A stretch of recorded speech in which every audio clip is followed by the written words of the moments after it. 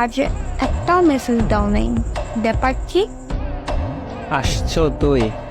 যাক, ভালো হইছে, তোর অপেক্ষায় ছিলাম।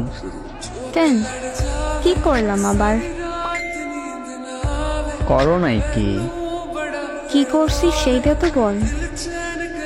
আমার জীবনটা পুরো তেজপাতা কইরা দিছ। আমি তোর বিএস, তাই না? কে বলছে তুই আমার বিয়ে?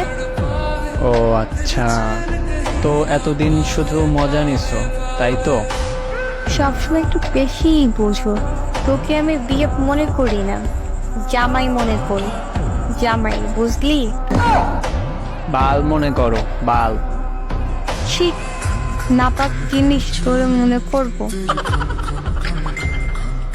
বাদ দে, মেইন কথায় আয়। ও আচ্ছা, এতক্ষণ দুধ ভাত কথা বলছো, আগে বলবি তো। তুই আমাকে জামাই মনে করো। সারাদিন কোনো মেসেজ দাও না, একটা কল দাও না, নিজের ইচ্ছা হলে কথা বলতে আসো, ইচ্ছা না হলে আর খবর থাকে না তোর। এইরকম ভালোবাসো জামাইকে? এই শোন, আমার বাসায় ভাইয়ে থাকে, আমি চাইলে কথা বলতে পারি না, তুই এটা জানো। তাও আমার সাথে ঝগড়া করার জন্য এগুলো বলতেছো? তুই থাম।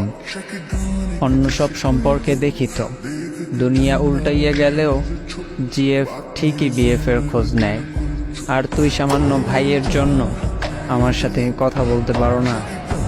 তুই বল, কিভাবে কথা বলবো? ভাইয়ে যদি দেখে, যেটুকু কথা বলো ওইটুকু শেষ হয়ে যাবে।